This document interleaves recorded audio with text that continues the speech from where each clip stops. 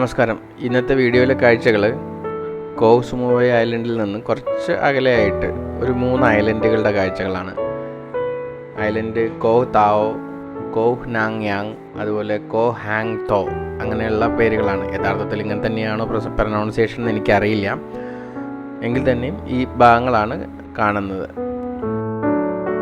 ഈ 3 ഐലൻഡും സെലക്ട് ചെയ്യാനുള്ള പ്രധാന കാരണങ്ങൾ എന്താ വെച്ചാൽ, ഒന്ന് സ്നോർക്ലിങ്ങിനുള്ള അവസരമുണ്ട്, 2 അവിടെയുള്ള പ്രകൃതി ഭംഗിയൊക്കെ ഒന്ന് കാണാം, പിന്നെ അതുപോലെ ഒരു ഏരിയൽ വ്യൂ, ആ പ്രദേശത്തിൻ്റെ ഐലൻഡിൻ്റെ ഏരിയൽ വ്യൂ കാണാനൊക്കെയുള്ള ഒരു സൗകര്യമുള്ള ഒരു വ്യൂ പോയിൻ്റ് ഉണ്ട്. അപ്പോൾ അതൊക്കെ പോകാമെന്നുള്ള ഉദ്ദേശത്തോടു കൂടിയാണ് പോയിട്ടുണ്ടായത്.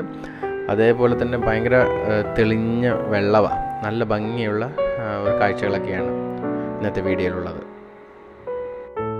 രാവിലെ ഒരു 10 മണിയോടുകൂടിയാണ് യാത്ര ആരംഭിക്കുന്നത്. ഒരു ബോട്ട് ജെട്ടിയിൽ നിന്നൊന്നും പറയാനില്ല, ഒരു കടൽ തീരത്ത് പല ടൂർ ഏജൻസികൾക്ക് അവരുടേതായിട്ടുള്ള ബോട്ടുകളൊക്കെ ഉണ്ട്. അപ്പോൾ ഞങ്ങളുടേതായിട്ടുള്ള ബോട്ടിൽ കയറി. കുറച്ചധികം പേരുണ്ടായിരുന്നു. നേരത്തെ പറഞ്ഞതുപോലെ തന്നെ മറ്റേ ഇന്ത്യൻസ് ഉണ്ടായില്ല, കുറേ അധികം പല രാജ്യക്കാരായിട്ടുള്ള ആളുകളുണ്ടായിരുന്നു. അപ്പോൾ ഞങ്ങൾക്ക് ആദ്യമായിട്ട് കയറാൻ പറ്റിയ സമയത്ത് തന്നെ ഫ്രണ്ടിലെ സീറ്റിലേക്ക് കയറിയിരുന്നു. അപ്പോൾ അതിനുശേഷമാണ് മനസ്സിലാവുന്നതിൻ്റെ യാച്ചിൻ്റെ മുൻപിലേക്കുള്ള ഒരു ഏരിയയിൽ ഇരിക്കാൻ പറ്റുന്ന ഒരു ഏരിയ ഉണ്ടെന്ന്. പിന്നെ ഒരു പക്ഷേ നന്നായി അത് സെലക്ട് ചെയ്തിട്ടില്ല. കാര്യം എന്താണെന്ന് വെച്ചാൽ നല്ല വെയിലായിരുന്നു. വെയിലത്ത് നമുക്കത് ഭംഗിയായിട്ട് തോന്നിയില്ല. പക്ഷേ വിദേശീയരായിട്ടുള്ള ആളുകൾ അത് ഭയങ്കരമായിട്ട് എൻജോയ് ചെയ്യുന്നുണ്ടായിരുന്നു. ഒരു സൺബാത്തിൻ്റെ എഫക്റ്റ് അതൊന്ന് ഉണ്ടാക്കുന്നുണ്ടായിരുന്നു. ഈ യാത്രയിലുടനീളം ഇവർ ഫ്രണ്ടിലിരിക്കുന്ന 4-5 പേരുടെ കാഴ്ചകൾ വീഡിയോയിൽ മുഴുവനായിട്ടും അവരുടെ കാഴ്ചകളാണ് ഉള്ളത്. കാര്യം എന്താണെന്ന് വെച്ചാൽ ഞാൻ ഫ്രണ്ട് സീറ്റിലാണ് ഇരുന്നിട്ടുണ്ടായിരുന്നത്. അതുകൊണ്ട് ഇതിൻ്റെ ബോട്ടിൻ്റെ മുൻവശത്തുള്ള ഏരിയയിലുള്ള ഫുൾ വ്യൂവിലും ഇവരാണ് മുഴുവനായിട്ടുണ്ടായിരുന്നത്. അതുപോലെ തന്നെ മേളിലെ കാഴ്ചകൾ കാണാൻ പോകുന്ന സമയത്ത് ഇവർ തന്നെയായിരുന്നു എൻ്റെ കൂടെ കൂട്ടായിട്ട് ഉണ്ടായിരുന്ന ആളുകൾ. അതിൽ ഒരാൾ ഒരു ഫോട്ടോഗ്രാഫർ, ഒരു ഡെൻറ്റിസ്റ്റാണ്, പിന്നെ 2 പേര് സ്റ്റുഡൻ്റാണ്. അങ്ങനെ പല രാജ്യക്കാരാണ്. ഒരാൾ ഇറ്റാലിയനാണ്, മറ്റ് 2 പേര് ഫ്രാൻസിൽ നിന്നാണ്, പിന്നെ ഒരാൾ ആഫ്രിക്ക, പിന്നെ ഒരാളുടെ സ്ഥലം എവിടെയാണെന്ന് മറന്നുപോയി. അങ്ങനെയുള്ള കുറേ ആളുകൾ. ഭയങ്കര രസമായിട്ടുള്ള യാത്രയായിരുന്നു. ഇവരെല്ലാം പരിചയപ്പെടുന്നത് ബോട്ടിൽ നിന്നൊന്നുമല്ല കേട്ടോ. നേരെ പോയിട്ട് സ്നോർക്ലിങ്ങിനാണ് ആദ്യമായിട്ട് പോകുന്നത്. സ്നോർക്ലിങ്ങിന് പോകുന്ന സമയത്ത് എല്ലാവരും സ്നോർക്ലിങ്ങിൽ ബിസിയായിരുന്നു. അത് കഴിഞ്ഞിട്ട് അവിടുത്തെ കാഴ്ചകളെല്ലാം കണ്ട ശേഷം പിന്നെ അടുത്ത സ്ഥലത്തേക്ക് പോകുന്നു, ഭക്ഷണം കഴിക്കാനുള്ള സ്ഥലത്തേക്ക് പോകുന്നു. അപ്പോഴും ആരെയും പരിചയപ്പെട്ടൊന്നുമില്ല. എല്ലാവരും അവിടുത്തെ കാഴ്ചകൾ കാണാനും ഫോട്ടോ എടുക്കാനൊക്കെ ആയിട്ട് എല്ലാവരും അവരുടേതായിട്ടുള്ള ചെറിയ ഗ്രൂപ്പുകളിൽ ഒതുങ്ങി നിന്നു. അതിനുശേഷം മറ്റൊരു ഐലൻഡിലേക്ക് യാത്ര പോയി അതിൻ്റെ മുകളിലേക്കുള്ളൊരു കാഴ്ചകളുണ്ട്. അതായത് ഐലൻഡിൻ്റെ ഒരു കുന്നുമ്പുറത്തേക്ക് കയറിയിട്ട് ഐലൻഡ് കാണുന്ന ഒരു സന്ദർഭത്തിൽ പോയപ്പോൾ പരസ്പര സഹായമൊക്കെ വേണ്ടി വരുന്നൊരവസരം വന്നപ്പോഴാണ് എല്ലാവരും ഒക്കെ ആയിട്ട് പരിചയപ്പെടുന്നത്. അപ്പോഴൊക്കെയാണ് എല്ലാവരും അറിയുന്നത്, പല രാജ്യക്കാർ അവരവരും കാര്യങ്ങളും അവരുടെ എക്സ്പീരിയൻസും ഒക്കെ ഷെയർ ചെയ്യുന്നതൊക്കെ സംഭവിക്കുന്നതൊക്കെ ഈ ലാസ്റ്റിലെ ഐലൻഡിലെ യാത്രയിലായിരുന്നു. പക്ഷെ വളരെ നേരത്തെ തന്നെ എല്ലാവരും ഒക്കെ സംസാരിക്കേണ്ടതും വളരെ നേരത്തെ തന്നെ എല്ലാവരും ഒക്കെ നമ്മുടെ സൗഹൃദങ്ങൾ കൈമാറേണ്ടതൊക്കെ ആയിരുന്നു എന്ന് എല്ലാവർക്കും തോന്നിയായിരുന്നു കേട്ടോ. ഞങ്ങൾ സഞ്ചരിക്കുന്ന ബോട്ട് കോഹ് താവോ ഐലൻഡിൻ്റെ അടുത്തേക്ക് എത്താറാകുമ്പോഴേക്കും തന്നെ നമുക്ക് വെള്ളം വളരെ ട്രാൻസ്പെറൻ്റ് ആയതുകൊണ്ട് കടലിൻ്റെ അടിയിൽ ഈ കോറൽസിനെയൊക്കെ കാണാൻ തുടങ്ങി. എല്ലാവരും തന്നെ കടലിലേക്ക് നങ്കൂരിടുന്നതിന് മുമ്പ് തന്നെ എല്ലാവരും തന്നെ തീരത്ത് ഈ കാഴ്ചകൾ ശ്രദ്ധിച്ചുകൊണ്ട് നിൽക്കാൻ തുടങ്ങി. പിന്നെ ഒരു കാര്യമുള്ള എന്താണെന്ന് വെച്ചാൽ, ഞങ്ങൾ എത്തുന്നതിന് മുമ്പായിട്ട് വേറെ ഉള്ള ബോട്ട് സർവീസുകാർ അവരുടേതായിട്ടുള്ള ഗ്രൂപ്പിനെയും കൊണ്ട് ഈ ഏരിയയിലെല്ലാം വന്നിട്ടുണ്ട്. അപ്പോൾ ഞങ്ങൾ നങ്കൂരിടുന്നത് വരെയുള്ള സമയത്ത് അവരുടെ കാഴ്ചകളാണ് കണ്ടുകൊണ്ടിരുന്നത്. ഒരുപക്ഷെ ആ നീന്തുന്ന ആളുകളുടെ കാഴ്ചകൾ കണ്ടിട്ടാണ് യഥാർത്ഥത്തിൽ ഈ സ്നോർക്ലിംഗ് എങ്ങനെയാണ് ചെയ്യേണ്ടതെന്ന് മനസ്സിലാക്കിയത്. യഥാർത്ഥത്തിൽ ഈ സ്നോർക്ലിങ്ങിന് ഉപയോഗിക്കുന്നത് ഒരു മൂക്കും കണ്ണും അടച്ചിരിക്കുന്ന ഒരു ഗോഗിൾസ് ഇടുന്നു. അതുപോലെ വായിൽ ഡയറക്റ്റ് മേൽവശത്തേക്ക്, അതായത് അറ്റ്മോസ്ഫിയറിലേക്ക് തുറന്നിരിക്കുന്ന ഒരു പൈപ്പുമാണ് ഈ സെറ്റപ്പ് ഇതിനുള്ളത്.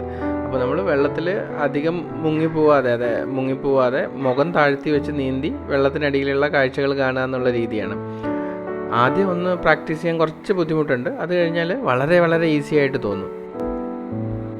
ഈ സ്നോർക്ലിംഗ് ചെയ്യാനായിട്ട് നീന്തൽ അറിയേണ്ട ആവശ്യമൊന്നുമില്ല. നീന്തൽ അറിഞ്ഞാൽ വളരെ നല്ലത്, അല്ലെങ്കിൽ നീന്തൽ അറിയുന്നില്ലെങ്കിൽ തന്നെയും കുഴപ്പമൊന്നുമില്ല. കാര്യം ഈ ലൈഫ് ജാക്കറ്റുമായിട്ട് നമ്മൾ വെള്ളത്തിലേക്ക് ഇറങ്ങുമ്പോൾ നമ്മളെന്തായാലും പൊങ്ങിക്കിടക്കും. പിന്നീട് തല താഴ്ത്തി കാഴ്ചകൾ കണ്ടാൽ മതി. അത് ആദ്യത്തെ കുറച്ച് നേരത്തെ ഈ ഒരു ബ്രീത്തിങ് ഒന്ന് ശരിയാവാനുണ്ട്.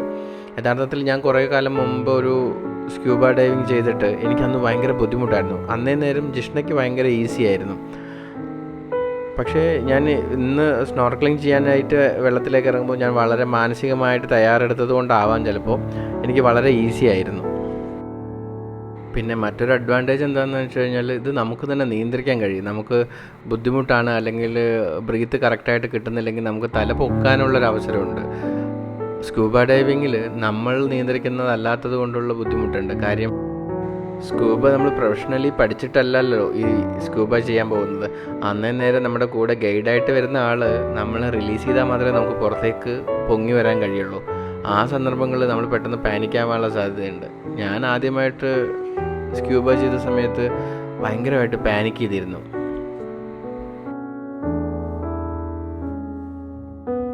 ഞാൻ ഈ യാത്രയിൽ ഏറ്റവും കൂടുതൽ എൻജോയ് ചെയ്ത ഒരു കാര്യം ഈ സ്നോർക്കലിംഗ് ആയിരുന്നു. കാര്യം വെള്ളത്തിൻ്റെ അടിയിലെ കാഴ്ചകൾ അത്ര മനോഹരമായിട്ട് കണ്ടു. അതെനിക്ക് ഭയങ്കര ഒരു ഓർമ്മയായിട്ട് നിലനിൽക്കുന്നത് എനിക്ക് തോന്നുന്നുണ്ട്. കാര്യം ഞാൻ സ്കൂബ ചെയ്ത സമയത്ത് വലിയതായിട്ട് അധിക നേരം ഞാൻ വെള്ളത്തിൻ്റെ അടിയിൽ ഉണ്ടായിട്ടില്ല. അതുകൊണ്ട് ഞാൻ പെട്ടെന്ന് പാനിക് ചെയ്ത് പുറത്തേക്ക് വന്നതുകൊണ്ട് എനിക്ക് അധികം കാഴ്ചകളൊന്നും കാണാൻ കഴിഞ്ഞിട്ടില്ല. പക്ഷേ ഇപ്രാവശ്യം ഞാൻ വളരെ ആഴമുള്ളതും ഇല്ലാത്തതുമായിട്ടുള്ള 2 ഏരിയയിലും കൂടെ സ്നോർക്കൽ ചെയ്തതുകൊണ്ട് എനിക്ക് നല്ല രസമായിട്ട് കുറേ അധികം കാഴ്ചകൾ കാണാൻ പറ്റി. ഈ വീഡിയോയിൽ കിട്ടുന്നതിനപ്പുറത്തേക്ക് ഒരുപാട് നേരം ഞാൻ സ്നോർക്കൽ ചെയ്തതുകൊണ്ട് ഒരുപാട് ഏരിയ കാണാൻ കഴിഞ്ഞു. വെള്ളത്തിൻ്റെ അടിയിലെ കുറേ മത്സ്യങ്ങളും അതുപോലെ പവിഴപ്പുറ്റുകളും ഒക്കെ കാണാനായിട്ട് കണ്ടു. പല പല കളറിലുള്ള പവിഴപ്പുറ്റുകൾ കാണാൻ കഴിഞ്ഞു. ഒരു ഭംഗിയുള്ള ഒരു എക്സ്പീരിയൻസ് ആയിരുന്നു അത്. അതുപോലെ എൻ്റെ വൈഫ് ജിഷ്ണയ്ക്ക് ഒട്ടും നീന്താൻ അറിയില്ല. എങ്കിൽ തന്നെയും നമ്മുടെ ബോട്ടിലുള്ള ആളുകൾ നമ്മളെ ബോട്ടിൻ്റെ കുഷ്യൻസൊക്കെ എടുത്ത് വെള്ളത്തിലേക്ക് ഇട്ട് തന്നിട്ട് നീന്താൻ അറിയാത്ത ആളുകളെ അതിൽ പിടിച്ച് ബാക്കിയുള്ള ഭാഗത്തേക്ക് അവർ വലിച്ചു കൊണ്ടുപോയി എല്ലാ ഭാഗത്തെയും കാഴ്ചകൾ കാണിച്ചു തരുന്നുണ്ടായിരുന്നു. എല്ലാം ഭയങ്കര സഹകരണമുള്ള ആളുകളായിട്ട് തോന്നി. ഞാൻ ഈ സ്നോർക്കലിങ്ങിൻ്റെ സമയത്ത് ഒരു 5-6 പ്രാവശ്യമെങ്കിലും ബോട്ടിലേക്ക് കയറും ഇറങ്ങുകയും ചെയ്തായിരുന്നു. എന്താണെന്ന് വെച്ചാൽ ഞാൻ വീഡിയോ എടുക്കാൻ വേണ്ടി ക്യാമറ എടുത്തുകൊണ്ട് വരും, കുറച്ച് നേരം വീഡിയോ എടുക്കും, അതിനുശേഷം വീണ്ടും ക്യാമറ കൊണ്ട് വയ്ക്കും, തിരിച്ചു വരും. അങ്ങനെ ഒരുപാട് പ്രാവശ്യം കയറും ഇറങ്ങുകയും ചെയ്തു. വളരെ കുറേ സമയം ഉണ്ടായിരുന്നു എന്നുള്ളതും വേണമെങ്കിൽ പറയാം. കുറേ നേരം നമുക്ക് സ്നോർക്കലിങ്ങിന് വേണ്ടിയിട്ടുള്ള സമയം അവർ തന്നിട്ടുണ്ടായിരുന്നു.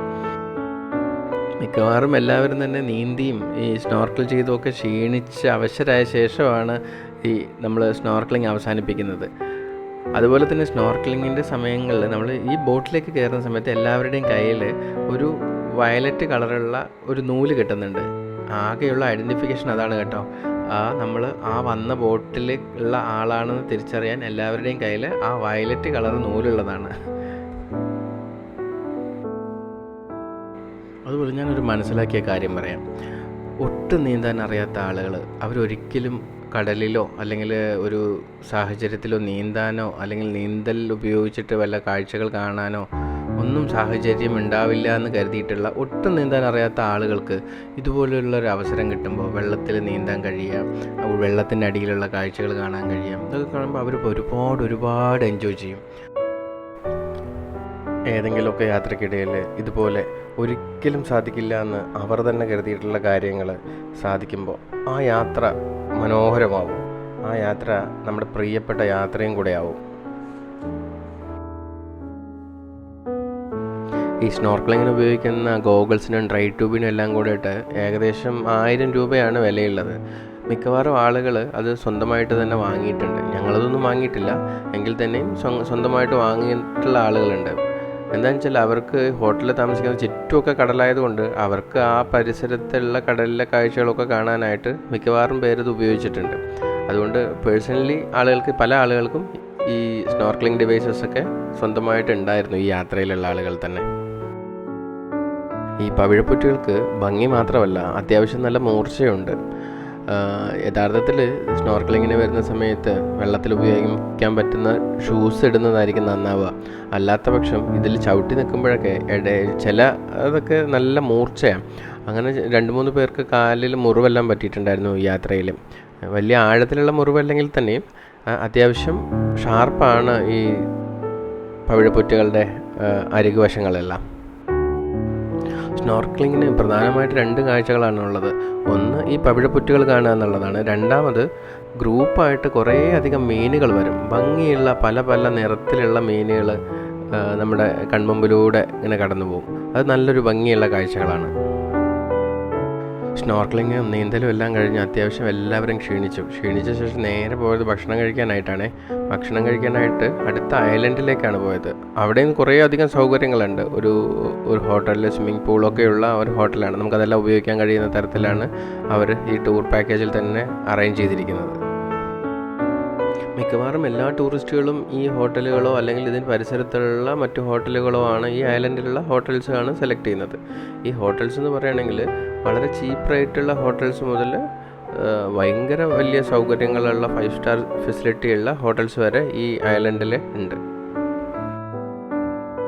ഈ ഐലൻഡുകളിൽ വലിയ വലിയ ഹോട്ടൽസ് ഉണ്ട്. ആ ഹോട്ടൽസിൽ വലിയ പ്രീമിയം ആയിട്ടുള്ള ടൂറിസ്റ്റുകളാണ് താമസിക്കുന്നതെന്നാണ് തോന്നുന്നത്. കാര്യം വലിയ രീതിയിലുള്ള സൗകര്യങ്ങളൊക്കെയുള്ള ഹോട്ടൽസായിട്ടാണ് കാണുമ്പോൾ മനസ്സിലാവുന്നത്. ഞങ്ങൾ ഈ ഭക്ഷണം കഴിക്കാനായിട്ട് പോയിട്ടുള്ള ഹോട്ടൽ അവിടെയുള്ളൊരു ചെറിയ ഹോട്ടലുകളിലൊന്നാണ്. എങ്കിൽ തന്നെയും അതിൻ്റെ ഫെസിലിറ്റി നമ്മുടെ നാട്ടിലെ ഒരു വലിയ ഹോട്ടലിൻ്റേതായിട്ടുള്ള എല്ലാ ഫെസിലിറ്റികളും അതിനുണ്ട്. മിക്കവാറും ആളുകൾ ഞങ്ങൾ ഉൾപ്പെടെ ഈ ഹോട്ടൽ ഉപയോഗിച്ചത് ഭക്ഷണം കഴിച്ച ശേഷം റെസ്റ്റ് ചെയ്യാൻ വേണ്ടിയിട്ടായിരുന്നു. അതല്ലാതെ ഇതിൻ്റെ സ്വിമ്മിംഗ് പൂളോ അല്ലെങ്കിൽ ഇതിൻ്റെ മുമ്പിലുള്ള ബീച്ചോ ഒന്നും തന്നെ ആരും തന്നെ യൂസ് ചെയ്തില്ല എന്ന് വേണം പറയാൻ. സ്നോർക്കലിംഗ് കഴിഞ്ഞ് ക്ഷീണിച്ച് വന്നതുകൊണ്ട് തന്നെ ഒട്ടുമിക്ക ആളുകളും ബാർ കൗണ്ടറിലിരുന്ന് വൈനോ ബിയറോ കഴിക്കുക എന്നല്ലാതെ ഇവിടെയുള്ള സൗകര്യങ്ങൾ ഉപയോഗിച്ചില്ല. വളരെ കുറച്ച് പേര് സ്വിമ്മിംഗ് പൂളിൽ ഇറങ്ങിയിരുന്നിരുന്നു. അതായത് കടലിലെ വെള്ളത്തിൽ ഇരുന്നത് കൊണ്ട് ഒരു മാറ്റത്തിന് വേണ്ടി കുറച്ച് പേര് സ്വിമ്മിംഗ് പൂളിൽ ഇറങ്ങിയിരുന്നു. അവിടെ ഇരുന്നിട്ട് ബിയർ എൻജോയ് ചെയ്യേണ്ടായിരുന്നു എന്ന് മാത്രമേ ഉള്ളൂ. ഞാനിതൊക്കെ ഒന്ന് ചുറ്റി നടന്ന് കാണുകയല്ലാതെ ഈ സൗകര്യങ്ങൾ ഒട്ടും തന്നെ ഉപയോഗിച്ചില്ല എന്ന് വേണം പറയാൻ. ഈ ഹോട്ടലിൽ അല്പനേരം റെസ്റ്റ് എടുത്ത ശേഷം പിന്നീട് പോകുന്നത് കോഹ് നാങ് യാങ് എന്നുള്ള ഒരു ഐലൻഡിലേക്കാണ്. അവിടെയും സ്നോർക്കലിംഗ് തന്നെയാണുള്ളത്. സ്നോർക്കലിങ്ങും പിന്നീട് ആ ഐലൻഡിൻ്റെ കാഴ്ചകൾ ഒരു കുന്നിൻ പുറത്ത് കയറിയിട്ട് അവിടെ ഒരു വ്യൂ പോയിൻ്റ് ഉണ്ട്. ആ വ്യൂ പോയിന്റിൽ നിന്ന് താഴത്തോട്ട് കാണാനുള്ള ഒരു അവസരമുണ്ട്. ഒരു ഏരിയൽ വ്യൂ കിട്ടും. ഈ കോഹ് നാങ് യാങ്ങിൻ്റെ ഒരു ഏരിയൽ വ്യൂ കാണാൻ പറ്റുന്ന ഒരു സൗകര്യങ്ങളാണ് ഉള്ളത്. ഞാൻ ഈ ഹോട്ടലിലേക്ക് ഒന്ന് ചുറ്റി നടന്ന് കണ്ട് കുറച്ച് നേരം റെസ്റ്റ് എടുക്കുമ്പോഴേക്കും തിരിച്ചു പോകാനായിട്ട് എല്ലാവരും റെഡിയായിരുന്നു. അപ്പോഴേക്കും ഞങ്ങൾ നേരെ കൗണ്ടറിലേക്ക് എത്തുന്നു. കൗണ്ടറിലെത്തുമ്പോഴേക്കും മിക്കവാറും എല്ലാവരും തന്നെ യാത്ര പുറപ്പെടാൻ വേണ്ടിയിട്ട് അടുത്ത ഐലൻഡിലേക്ക് യാത്രയാവാൻ വേണ്ടി തയ്യാറായിട്ടുണ്ടായിരുന്നു. അപ്പോൾ യാത്രയാവാൻ നേരത്ത് നമ്മുടെ ബാർ കൗണ്ടറിലുണ്ടായിരുന്ന ഒരു പെൺകുട്ടി വളരെ ഹൃദ്യമായിട്ട് യാത്ര പറഞ്ഞു.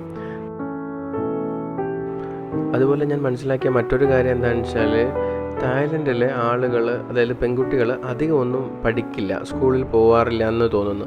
കാര്യം ഞാൻ 2-3 ആളുകളെ പരിചയപ്പെട്ട ആളുകളൊന്നും തന്നെ അധികം സ്കൂളിൽ പോയിട്ടില്ല. അതുപോലെ തന്നെ അവരുടെ പേര് റാബിറ്റ് എന്നൊക്കെയാണ് പേരുള്ളത്. അതുപോലെ അതായത് ഇംഗ്ലീഷ് ആൽഫബറ്റ് അതുപോലെ റാബിറ്റ്, അങ്ങനെയൊക്കെയാണ് പേര് വയ്ക്കാറ്. അതെന്തുകൊണ്ടാണെന്നൊന്നും അറിയില്ല. മിക്കവാറും ആളുകൾ കണ്ട് ഈ ഷോപ്പുകളിലൊക്കെ നിൽക്കുന്ന ആളുകളുടെ എല്ലാം പേര് അത്തരത്തിലുള്ള പേരുകളാണ്. രാജാവ് ഭരിക്കുന്ന സ്ഥലമായതുകൊണ്ട് ഏതെങ്കിലും തരത്തിലുള്ള ഡിസ്ക്രിമിനേഷൻ ആണോ അത് എന്നെനിക്ക് തോന്നിപ്പോയി. ഒരുപക്ഷെ ആവാനും സാധ്യതയുണ്ട്. കാര്യം ഇവിടെയുള്ള രാജാവിനെ കുറിച്ച് പുറമേ കേൾക്കുന്ന കഥകൾ അത്ര നല്ലതൊന്നുമല്ല. എന്താണെന്ന് വെച്ചാൽ ഇവിടുത്തെ ജനങ്ങളെല്ലാം രാജാവിനെ കുറിച്ച് നല്ലത് മാത്രമേ പറയുന്നുള്ളൂ. എങ്കിൽ തന്നെയും ഞാൻ കേട്ട കഥകളിൽ കൊറോണ വന്ന സമയങ്ങളിൽ ഈ രാജാവ് 12 സുന്ദരികളെയും കൂട്ടി ഒരു സുഖവാസത്തിന് ഒരു ഐലൻഡിലേക്ക് യാത്ര പോയ കഥയെല്ലാം കേൾക്കുന്നുണ്ടായിരുന്നു. എത്രത്തോളം ശരിയാണെന്നറിയില്ല. എങ്കിൽ തന്നെയും രാജാവ് ഭരിക്കുന്ന രാജ്യങ്ങൾക്ക് അതിൻ്റേതായ പരിമിതികൾ ഉണ്ടാവാനുള്ള എല്ലാ സാധ്യതകളും ഉണ്ട്. ജനാധിപത്യത്തിൻ്റെ ഭംഗി രാജഭരണത്തിന് ഉണ്ടാവില്ല എന്ന് തീർച്ചയാണ്. ഈ ഐലൻഡിൽ നിന്ന് യാത്ര പറയുന്നതിന് തൊട്ട് മുമ്പായി നമ്മുടെ ബോട്ടിൻ്റെ ഡ്രൈവർ എടുത്തു തന്ന കുറേ ഫോട്ടോസാണ്. വളരെ ഭംഗിയായിരുന്നു ആ ഫോട്ടോസ്. ആൾക്ക് ആ ഫോട്ടോ എടുക്കാനുള്ള ടെക്നിക്സൊക്കെ വളരെ ഭംഗിയായിട്ട് അറിയാം. ഇനി കോഹ് നാങ് യാങ്ങിലേക്ക് അധികം യാത്രയില്ല, വളരെ കുറച്ച് നേരമേ ഉള്ളൂ. അതുകൊണ്ട് തന്നെ നങ്കൂര് വിടാൻ നമ്മുടെ ബോട്ടിൻ്റെ ജീവനക്കാരൻ ബോട്ടിൻ്റെ ഏറ്റവും തുഞ്ചത്തായിട്ടിരിക്കുന്നുണ്ടായിരുന്നു. അതേസമയം തന്നെ നമ്മുടെ ഫ്രാൻസിൽ നിന്ന് വന്ന കപ്പിള് ട്രൗസറെല്ലാം ഊരി ആഘോഷമാക്കി ഇരിക്കുന്നുണ്ടായിരുന്നു. ഈ ബോട്ട് യാത്രയിൽ വിദേശീയരായിട്ടുള്ള ആളുകൾ ലാഘവത്തോടെ ഈ വെയിൽ ആസ്വദിക്കുന്നത് കാണുമ്പോൾ വെയിലിനത്ര ചൂടില്ല എന്നൊന്നും കരുതണ്ട. ഏകദേശം 45 ഡിഗ്രിക്ക് മുകളിലാണ് അന്നേ നേരത്തെ ചൂട്. പക്ഷേ അത് അവർ ലാഘവത്തോടെ എൻജോയ് ചെയ്യുന്നുണ്ടായിരുന്നു എന്നുള്ളതാണ് സത്യം. ഒരുപക്ഷെ ഈ ചൂട് കാരണമായിരിക്കാം ഒട്ടുമിക്ക ആളുകളും വെള്ളത്തിൽ തന്നെ കിടക്കാനാണ് ഇഷ്ടപ്പെട്ടിട്ടുണ്ടായിരുന്നത്. പിന്നീട് ഇവിടെയും സ്നോർക്ലിങ്ങിൻ്റെ അവസരം ഉണ്ടായിരുന്നു. ഒരുപാട് പേര് ഈ വ്യൂ പോയിൻ്റ് കാണാൻ വേണ്ടിയിട്ട് ആ കുന്നുപുറത്തേക്കൊന്നും കയറിയില്ല. മിക്കവാറും ആളുകൾ ഈ പരിസരത്തുള്ള കാഴ്ചകൾ കണ്ട് നിൽക്കും, ഇവിടുത്തെ സ്നോർക്ലിങ്ങും കാര്യങ്ങളും എൻജോയ് ചെയ്യുകയൊക്കെയാണ് ചെയ്തിരുന്നത്. കോവ് നാങ് യുവാങ് എന്ന പേരിലാണ് ഈ ദ്വീപ് അറിയപ്പെടുന്നത്. ഈ ദ്വീപിന് മറ്റൊരു പേര് കൂടെ ഉണ്ട്, ന്യാം ഗ്യാൻ ദ്വീപ് എന്നാണ് മറ്റൊരു പേര്. യഥാർത്ഥത്തിൽ ഈ ദ്വീപ് തായ്ലാൻഡ് ഉൾക്കടലിൽ കോവ് താവോ പടിഞ്ഞാറൻ തീരത്താണ് സ്ഥിതി ചെയ്യുന്നത്. ചെറിയ ചെറിയ 3 ദ്വീപുകൾ മണൽപ്പാറകളാൽ പരസ്പരം ബന്ധിപ്പിക്കുന്ന ഒരു കൂട്ടം ദ്വീപുകൾ ചേർന്നിട്ടുള്ളതാണ് ഈ ദ്വീപ്. ഈ ദ്വീപിൻ്റെ ഏറ്റവും വലിയ പ്രത്യേകത ക്രിസ്റ്റൽ ക്ലിയർ ആയിട്ടുള്ള വെള്ളവും പവിഴപ്പുറ്റുകളും സമുദ്രജീവികളും ഒക്കെ കാണാൻ കഴിയുന്നുള്ളതാണ് ഏറ്റവും വലിയ പ്രത്യേകത. പിന്നെ ഈ ദ്വീപിൽ സ്നോർക്ലിങ്, അതുപോലെ തന്നെ സ്ക്യൂബ ഡൈവിങ്, അതുപോലെ വാട്ടർ ആക്ടിവിറ്റികൾ, അങ്ങനെയുള്ള പല കാര്യങ്ങൾക്കുമുള്ള സൗകര്യമുണ്ട്. കയാക്കിങ് പോലെയുള്ള കാര്യങ്ങൾക്കൊക്കെ ഉള്ള അവസരമുണ്ട്. പിന്നൊരു കാര്യം പറയാനുള്ളത്, ഇതൊരു സംരക്ഷിത മേഖലയാണ്. ഇവിടെ വളരെ കുറച്ച് ആളുകൾക്ക് മാത്രമേ താമസിക്കാനുള്ള സൗകര്യമേ ഉള്ളൂ. അത് മുൻകൂട്ടി ബുക്ക് ചെയ്താൽ മാത്രമേ സാധിക്കുള്ളൂ. അതുപോലെ തന്നെ ഈ ഭാഗങ്ങളിൽ പ്ലാസ്റ്റിക് മാലിന്യങ്ങളോ അല്ലെങ്കിൽ പ്ലാസ്റ്റിക് വസ്തുക്കളൊന്നും ഉപയോഗിക്കാൻ പറ്റില്ല. നമുക്ക് വെള്ളം കുടിക്കാനൊക്കെ ആണെങ്കിൽ ചില്ല് പാത്രങ്ങളാണ് നമുക്ക് തരിക. ഒരു പ്രാവശ്യമായിട്ട് ഉപയോഗിക്കുന്ന തരത്തിലുള്ള ഒരു പ്ലാസ്റ്റിക് വസ്തുക്കളും നമുക്ക് ഇവിടെ കൊണ്ടുപോകാൻ പറ്റില്ല. അതുപോലെ നമ്മൾ ഈ ഹിൽ ടോപ്പിൽ കാഴ്ചകൾ കാണാൻ വേണ്ടി പോകുന്ന സമയത്ത് നമുക്ക് വെള്ളം ക്യാരി ചെയ്ത് കൊണ്ടുപോകണമെങ്കിൽ വാട്ടർ ബോട്ടിൽ തന്നെ വേണം. അതായത് പ്ലാസ്റ്റിക് ബോട്ടിൽ പറ്റില്ല. നമ്മുടെ സ്റ്റീലിൻ്റെ വാട്ടർ ബോട്ടിലോ അല്ലെങ്കിൽ തന്നെ ചില്ലു കുപ്പികളിലോ ആക്കിയിട്ട് വേണം കൊണ്ടുപോകാൻ. ഈ ഐലൻഡിലെ കാഴ്ചകൾ വെളുത്ത പഞ്ചസാര പോലെയുള്ള മണലും മണൽപ്പാറകളും ഒക്കെ ആണെങ്കിലും ഇതുകൂടാതെ സമുദ്രജീവികളുടെ കാര്യം പറയുകയാണെങ്കിൽ വിവിധതരം മത്സ്യങ്ങളും അതുകൂടാതെ ആമകൾ, പിന്നെ റീഫ് സ്രാവുകൾ എന്നിവയുടെ പ്രജനന കേന്ദ്രമൊക്കെ ഇവിടെയാണ്. വളരെയധികം സ്നോർക്ലിങ്ങിൻ്റെ സമയങ്ങളിൽ റീഫ് സ്രാവുകളെ കാണാൻ കഴിയുമെന്നാണ് പറയുന്നത്. കുട്ടികളായിരിക്കും വിചാരിക്കുന്നു, പക്ഷെ ഞങ്ങളൊന്നും കണ്ടില്ല കേട്ടോ. നല്ല ചൂടുണ്ടെങ്കിൽ തന്നെ ഹൈക്കിങ്ങിന് വേണ്ടി പോകാമെന്നുള്ളത് തീരുമാനമായി. ഞാൻ പെട്ടെന്ന് ഞാനും ജഷ്ണയും ഹൈക്കിങ്ങിന് വേണ്ടിയിട്ട് കുന്നുമുകളിലേക്ക് യാത്രയായി. ഈ വ്യൂ പോയിൻ്റ് അധികമൊന്നും ഉയരമുള്ളതായിട്ട് തോന്നിയില്ല, പക്ഷേ കുത്തനെയുള്ള കയറ്റമാണ്. അത് കയറി എത്താനുള്ളൊരു ബുദ്ധിമുട്ട് ഇത്തിരി പാട് തന്നെയായിരുന്നു. സത്യത്തിൽ ഈ യാത്രയിലാണ് ഞങ്ങളെല്ലാവരും പരിചയക്കാരാവുന്നത്. ഈ ഫ്രാൻസിൽ നിന്ന ആളുകളായിക്കോട്ടെ, അതുപോലെ തന്നെ ഈ ഇറ്റലിയിൽ നിന്നിട്ടുള്ള ആൻ്റോണിയോ ആയിക്കോട്ടെ, ഒക്കെ ഫ്രണ്ട്സ് ആവുന്നത് ഈ യാത്രയിലാണ്. അവിടെ നിന്നാണ് ഞങ്ങൾ പരിചയപ്പെടുന്നതും കുറേയധികം വർത്തമാനം പറയുന്നതൊക്കെ. അതുപോലെ ആൻ്റോണിയോ ഇവിടെ നമ്മുടെ നാട്ടിൽ വന്നിട്ടുണ്ട്, ബോംബെയിൽ വന്നിട്ടുണ്ട്. ബോംബെയിൽ കുറച്ച് കാലം താമസിച്ചിട്ടുണ്ട്. ആൾ ബേസിക്കലി ഒരു ഫോട്ടോഗ്രാഫറാണ്. ആൾ പ്രത്യേകത എന്താണെന്ന് വെച്ച് കഴിഞ്ഞാൽ ആൾ ഇഷ്ടംപോലെ അധികം ഫോട്ടോസൊന്നും എടുക്കുന്നില്ല. വളരെ കുറച്ച് മിതമായ രീതിയിൽ 4-5 ഫോട്ടോസ് എടുക്കും. അതുപോലെ ഡ്രോൺ എടുക്കുന്നു, ഒരു ചെറിയ സമയം പറത്തി കുറച്ച് വീഡിയോസ് എടുക്കുന്നു എന്നുള്ളതല്ലാതെ കണ്ടിന്യൂസ് ആയിട്ട് വീഡിയോസോ ഫോട്ടോസോ ഒന്നും എടുക്കുന്നില്ല. ഒരുപക്ഷെ അയാൾക്ക് പ്രൊഫഷണലി അത്രയും സ്കിൽഡ് ആയതുകൊണ്ട് ചില കാഴ്ചകൾ അത്രയും മതിയായിരിക്കാം. ഈ യാത്രയിൽ എല്ലാവരും തന്നെ പരസ്പരം പരിചയപ്പെട്ട ശേഷം എല്ലാവരും അവരവരുടെ ജോലിയെക്കുറിച്ചും അവരുടെ ഇഷ്ടങ്ങളെക്കുറിച്ചുമൊക്കെ സംസാരിച്ചു. അപ്പോഴാണ് അറിയുന്നത് ആൻ്റോണിയോ ഇന്ത്യയിൽ വന്നിട്ടുണ്ടായിരുന്നു. ബോംബെയിൽ താമസിച്ച സമയങ്ങളിൽ അവിടെയുള്ള സാഹചര്യങ്ങളെക്കുറിച്ചൊക്കെ ആൾക്കറിയാം. കുറച്ച് ഫ്രണ്ട്സും അവിടെ ഉണ്ടെന്നൊക്കെ പറഞ്ഞത്. അതുപോലെ ഈ നമ്മുടെ മുമ്പിൽ നടക്കുന്ന ഫ്രാൻസിൽ നിന്നുള്ള 2 പേരും കമീതാക്കളാണ്. അവർ ഇതുപോലൊരു വെക്കേഷൻ എൻജോയ് ചെയ്യാനുള്ള ഒരു ഉദ്ദേശത്തോടു കൂടി വന്നിട്ടുള്ളവരാണ്. അവർ സ്റ്റുഡൻസുമാണ് കേട്ടോ. പിന്നീട് എൻ്റെ ജോലിയെക്കുറിച്ചൊക്കെ അവർ ചോദിച്ച് മനസ്സിലാക്കി. അതിനുശേഷം ഒരു പ്രത്യേക രീതിയിലായിരുന്നു അവർ എൻ്റെ ജോലിയെക്കുറിച്ചൊക്കെ മനസ്സിലാക്കുന്നത്. ഓപ്പറേഷൻ തിയേറ്ററിൽ എങ്ങനെയാണ് ജോലി ചെയ്യാന്നൊക്കെ ഉള്ള മട്ടിലാണ് അവർ എന്നോട് ചോദിച്ചിട്ടുണ്ടായിരുന്നത്. പിന്നീട് അവർക്ക് മറ്റൊരു സംശയമുള്ളത് എന്തുകൊണ്ടാണ് ഞാൻ വേർക്കാത്തതെന്നാണ് അവർക്കുള്ള സംശയം. എന്നെ സംബന്ധിച്ചിടത്തോളം ഞാൻ വേർക്കുന്നുണ്ട്, അവർ പ്രതീക്ഷിക്കുന്ന അത്രത്തോളം നമ്മൾ വേർക്കുന്നില്ല, എന്തുകൊണ്ടാണ് അത് അങ്ങനെ സംഭവിക്കുന്നതെന്നൊക്കെയാണ് അവർ ചോദിക്കുന്നത്. അത് ഞാൻ പറഞ്ഞു, ഞാനും ഇതുപോലെ ഒരു ട്രോപ്പിക്കൽ കാലാവസ്ഥയിൽ ജീവിക്കുന്ന സ്ഥലത്ത് നിന്നാണ് വരുന്നത്, അതുകൊണ്ടായിരിക്കാം എന്നൊക്കെ പറഞ്ഞു. എങ്കിൽ തന്നെ അവർക്ക് ഭയങ്കര അത്ഭുതമായിരുന്നു നമ്മുടെ ഈ സ്കിന്നിൻ്റെ കളറും അതേപോലെ നമ്മൾ അധികം വേർക്കാതിരിക്കുന്നതും ഒക്കെ കാണുമ്പോഴേ അവർക്ക് വലിയ അത്ഭുതമായിട്ടാണ് തോന്നുന്നത്. ഇവരെല്ലാവരും തന്നെ ഒരുപാടധികം സൺസ്ക്രീന് മേലെല്ലാം തേച്ച് നിറച്ചിട്ടാണ് ഈ വെയിൽ കൊള്ളുന്നത്. എങ്കിൽ തന്നെ അവർക്ക് ഈ വെയിൽ കൊണ്ടിട്ടുള്ള ഈ ടാൻ അടിക്കുന്ന കളറ് അവർക്ക് ഭയങ്കര ഇഷ്ടമാണ്. അവരുടെ ശരീരം ടാനായി കുറച്ചൊരു ഇരുണ്ട നിറത്തിലേക്ക് വരുന്നത് അവർക്ക് ഭയങ്കര ഇഷ്ടമായിട്ടാണ് അവർ പറയുന്നത്. അതുപോലെ മറ്റൊരു കാര്യം ശ്രദ്ധിച്ചത്, ഈ മേളിലേക്ക് കയറിപ്പോകുന്ന സമയങ്ങളിൽ മേളിലെത്തിയിട്ട് തിരിച്ചു വരുന്ന ആളുകളുണ്ടല്ലോ, അപ്പോൾ നമ്മൾ ഭയങ്കരമായിട്ട് ക്ഷീണിച്ചിട്ട് മേളിൽ കയറാൻ വൈക്കില്ല എന്നുള്ള നിലയിലേക്ക് കയറുന്ന സമയത്ത് ഈ കയറിയ ശേഷം തിരിച്ചിറങ്ങുന്ന ആളുകൾ നമ്മൾ ഭയങ്കരമായിട്ട് അപ്രീഷിയേറ്റ് ചെയ്യും. ഇനി കുറച്ച് ദൂരമേ ഉള്ളൂ, നിങ്ങൾ ഉറപ്പായിട്ടും എത്തും എന്നൊക്കെയുള്ള തരത്തിൽ നമ്മളെ പ്രോത്സാഹിപ്പിക്കുന്നുണ്ട്. അത് അവരുടെ ഒരു പ്രത്യേകതരം ആറ്റിറ്റ്യൂഡ് നല്ലതായിട്ട് തോന്നി. അന്റോണിയോ ഒരു രസികനായിട്ടുള്ള ക്യാരക്ടറായിട്ട് എനിക്ക് തോന്നിയത്. ആളൊരു ഫോട്ടോഗ്രാഫർ ആണെങ്കിൽ തന്നെയും ആളുടെ കയ്യിൽ വലിയ ക്യാമറകളോ അല്ലെങ്കിൽ അതുപോലെയുള്ള വലിയ ഗിയേഴ്സ് ഒന്നും കയ്യിലില്ല. ആളുടെ കയ്യിലൊരു ഗോപ്രോ ഉണ്ട്, പിന്നെ അതുപോലെ തന്നെ ഒരു ഡ്രോണാണുള്ളത്. വളരെ കുറച്ച് ഫോട്ടോസ് എടുക്കുന്നു എന്ന് വെച്ചാൽ വളരെ കുറച്ച് വീഡിയോസ് എടുക്കുന്നു, വളരെ കുറച്ച് ഫോട്ടോസ് എടുക്കുന്നു. ഇടയിലൊന്ന് ഡ്രോണൊന്ന് പറത്തി ഒരു ഏരിയൽ വ്യൂസൊക്കെ കവർ ചെയ്യുന്നു, വെക്കുന്നു. മാക്സിമം 5 മിനിറ്റോ 10 മിനിറ്റോ ആണ് അവർ അന്റോണിയോ വീഡിയോ എടുക്കുന്നത്. അന്റോണിയോ ഒരു രസികൻ എന്ന് പറയാൻ കാര്യം, ഇതിൻ്റെ ഇടയിലും ആൾ കഞ്ചാവ് വലിക്കാനൊന്നും മറക്കുന്നില്ല. ഒരു സമയം കിട്ടുകയാണെന്ന് വെച്ചാൽ ആളൊന്ന് കഞ്ചാവെല്ലാം വലിച്ച് ഒന്ന് പ്രത്യേക രീതിയിൽ ആൾ എൻജോയ് ചെയ്യുന്നത്. ഈ കുന്നിൻ്റെ പുറത്തേക്ക് കയറുക എന്നുള്ളതൊരു ശ്രമകരമായിട്ടുള്ള ജോലിയാണ്. 2 തരത്തിലും ശ്രമകരമാവുന്ന ഒന്ന്, ചൂട് വളരെ സഹിക്കാൻ കഴിയാത്തത്ര ചൂടുണ്ട്. അത് ഈ മണൽപ്പാറ ചൂടായിട്ടുള്ളത് കൊണ്ട് തന്നെ പിടിച്ച് കയറാനും അത്യാവശ്യം ബുദ്ധിമുട്ടുണ്ട്. അതേപോലെ തന്നെ മുകളിലുള്ള ഒരാളെ നമുക്ക് ഒരു കൈ സഹായം തരികയാണെങ്കിൽ മാത്രമാണ് നമുക്ക് കയറാൻ കഴിയുള്ളൂ. അങ്ങനെ ഈ മേളിലേക്ക് എത്തുമ്പോഴേക്കും അത്യാവശ്യം എല്ലാവരും തന്നെ പരസ്പരം സഹായിച്ചാണ് മേളിലെത്തുന്നത്. അതുകൊണ്ട് തന്നെ എല്ലാവരും വളരെ വളരെ സൗഹൃദത്തിലായി മേളിലെത്തുമ്പോഴേക്കും. നമ്മൾ ഈ ഹൈക്കിംഗ് കഴിഞ്ഞ് കുന്നുംപുറത്ത് എത്തിയ ശേഷം ചുറ്റിലുള്ള കാഴ്ചകൾ, ഈ ഏരിയൽ വ്യൂ കാണുമ്പോൾ വളരെ ഭംഗിയുള്ളതായിട്ട് തോന്നും. കാര്യം എന്താണെന്ന് വെച്ചാൽ നമ്മൾ ഈ കടലിൻ്റെ ഈ കളർ വ്യത്യാസപ്പെടുന്നത് ഭയങ്കര ഭംഗിയായിട്ടുണ്ട്. ഈ ദൂരെ കാണുന്ന കടലിന് നീല നിറമാണെങ്കിൽ ഈ കരയോടടുക്കുമ്പോൾ ഈ 3 ഐലൻഡുകൾക്കും ഇടയിലുള്ള എല്ലാ ഏരിയയിലും പവിഴപ്പുറ്റുകൾ നിറഞ്ഞിരിക്കുന്ന ഏരിയകളിലേക്ക് എത്തുമ്പോഴേക്കും ഇതിൻ്റെ കളറ് വ്യത്യാസപ്പെട്ടുകൊണ്ടേയിരിക്കുന്നു. ഒരു പച്ചയോട് താതാത്മ്യമുള്ള കളറിലേക്കാണ് വരുന്നത്. ഭയങ്കര ഭംഗിയായിട്ട് തോന്നും നമുക്കത് കാണുമ്പോൾ, മുകളിലിരുന്ന് കാണുമ്പോൾ. നമുക്ക് വെള്ളത്തിൻ്റെ അടുത്ത് നിൽക്കുന്ന സമയത്ത് നമുക്ക് ഈ ഭംഗിയോടുകൂടി കാണാൻ കഴിയില്ല.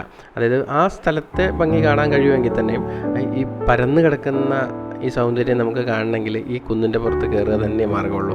അതിമനോഹരമായിട്ടുള്ള കാഴ്ചയായിരുന്നു. ആ മേളിൽ നിന്ന് ആ ചുറ്റിലുള്ള പ്രദേശങ്ങൾ ആ പല കളർ ഗ്രേഡിൽ കാണാൻ കഴിയുക എന്നുള്ളത് ഭയങ്കര ഭംഗിയുള്ള കാഴ്ചയായിരുന്നു.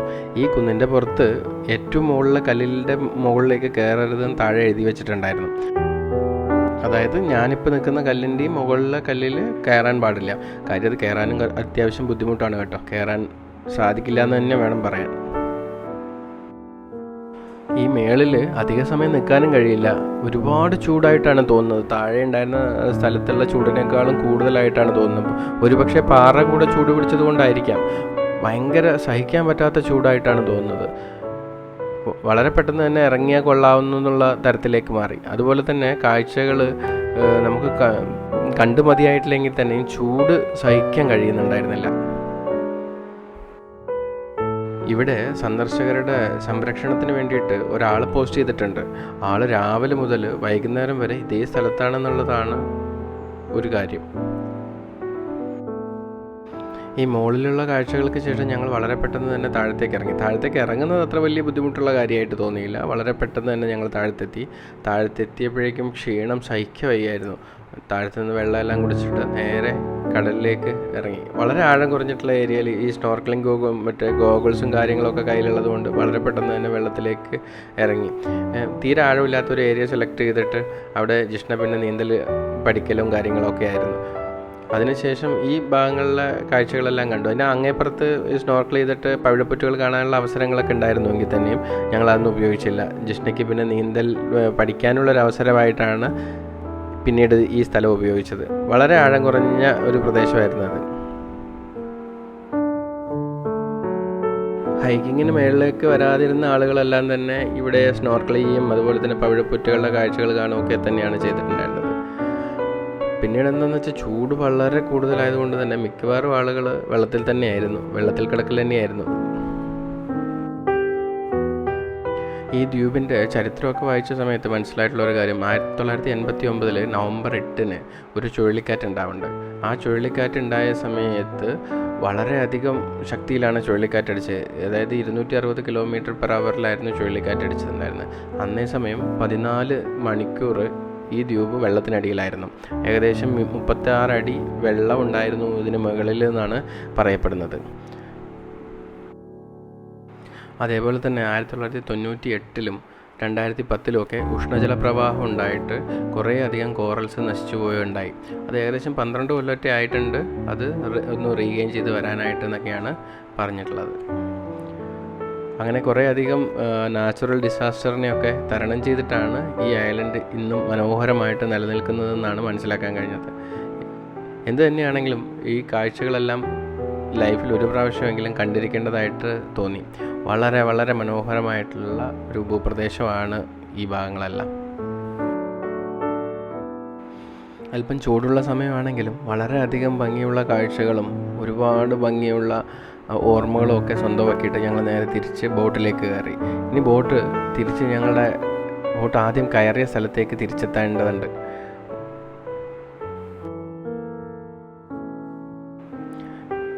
തായ്ലാൻഡ് യാത്രയിൽ മിക്കവാറും ആരും ഒന്നും ഉൾപ്പെടുത്താത്ത ഈ ഐലൻഡുകൾ ഞങ്ങളുടെ യാത്രയിലേക്ക് ഉൾപ്പെടുത്താൻ നമ്മളെ സഹായിച്ചത് യാഷ് ട്രാവൽസ് ആണ്. അതായത് യാഷ് ട്രാവൽസ് എൻ്റെ കൂട്ടുകാരൻ ബിബിൻ്റെ ഭാര്യയുടെ ഫാമിലി ഫ്രണ്ടാണ്. ഈ യാത്രയിൽ ഏകദേശം ചിലവായിട്ടുള്ളത് ടിക്കറ്റും യാത്രയും താമസവും എല്ലാം കൂടെ ആയിട്ട് താമസിക്കാനൊക്കെ ആയിട്ട് പെർ ഹെഡ് 83,000 രൂപയാണ് ചിലവായത്. ഇത് മാത്രമല്ല കേട്ടോ, ഈ ഐലൻഡ് മാത്രമല്ല, ബാക്കിയുള്ള ബാങ്കോക്കിലെയും തായ്ലൻഡിൻ്റെയും കാഴ്ചകളും പട്ടായയിലെ കാഴ്ചകളൊക്കെ ഉണ്ട്. അത് അടുത്ത വീഡിയോയിൽ ഉണ്ടാവുന്നതായിരിക്കും. ഈ ഐലൻഡിലെ കാഴ്ചകൾക്കെല്ലാം ശേഷം ഞങ്ങൾ തിരിച്ച് ബോട്ടിലേക്ക് കയറി. ബോട്ടിൽ നിന്ന് ഞങ്ങൾ തിരിച്ച് ഞങ്ങളുടെ ബോട്ട് ജെട്ടിയിലേക്ക് അല്ലെങ്കിൽ ആ കടൽ തീരത്തേക്ക് തിരിച്ചു പോകാനുള്ള തയ്യാറെടുപ്പോടുകൂടി ഞങ്ങൾ ബോട്ടിലേക്ക് കയറി. അത്യാവശ്യം വെയിൽ കുറവായതുകൊണ്ട് ഞാൻ പിന്നെ ഫ്രണ്ട് സീറ്റിലിരിക്കുന്നതിന് പകരം തിരിച്ച് നമ്മുടെ ബോട്ടിൻ്റെ ഫ്രണ്ടിലുള്ള സ്പേസിലേക്ക് വന്നിരുന്നു. ഞാൻ മാത്രമല്ല, കുറച്ച് തായ്ലാൻഡ് സ്വദേശികളായിട്ടുള്ള ആളുകളൊക്കെ ഈ ഏരിയയിലേക്ക് വന്നിരുന്നു. അപ്പം ഞങ്ങൾ പിന്നീട് നമ്മൾ സാധാരണ ടൂറ് പോയി തിരിച്ചു വരുന്ന പോലെയുള്ള ഒരു സന്ദർഭമായിരുന്നു അത്. എന്താണെന്ന് വെച്ചാൽ നമ്മൾ യാത്ര പോകുമ്പോൾ ഒരു പാട്ടൊക്കെ പാടാറില്ലേ, ഒന്നാം നാൾ ഉല്ലാസയാത്ര പോയപ്പോഴുള്ള ആ ഒരു തരത്തിലുള്ള ഒരു ഇംഗ്ലീഷ് പാട്ടൊക്കെ എല്ലാവരും പാടി രസമായിരുന്നു. അത് എല്ലാവരും ഗ്രൂപ്പായിട്ട് അങ്ങനെ ഒരു പാട്ടെല്ലാം പാടി രസത്തിലാണ് വന്നത്. പിന്നെ നമ്മുടെ ആൻ്റോണിയോ സമയങ്ങളിൽ കഞ്ചാവെല്ലാം വലിച്ച് ഗ്രാൻഡാക്കുന്നുണ്ടായിരുന്നു യാത്ര. എല്ലാവരും തന്നെ വളരെ വളരെ സന്തോഷത്തിലാണ് ഈ യാത്ര അവസാനിപ്പിക്കുന്നത്. വെള്ളത്തിനടിയിൽ കണ്ട കാഴ്ചകളും അതുപോലെ തന്നെ കണ്ട മീനുകളുടെ വർണ്ണനയൊക്കെ ആയിരുന്നു മൊത്തത്തിലുണ്ടായിരുന്നത്. ഞാൻ കണ്ട അതേ തരത്തിലുള്ള കാഴ്ച നീ കണ്ടിരുന്നു, അങ്ങനെയുള്ള പല പല ചോദ്യോത്തരങ്ങളും ഒക്കെ ആയിരുന്നു. പിന്നീട് അങ്ങ് പാട്ട് ആരംഭിച്ചു. എല്ലാവരും വളരെ വളരെ ആക്റ്റീവായിട്ട് കുറേ അധികം നേരവും പാട്ടുണ്ടായിരുന്നു.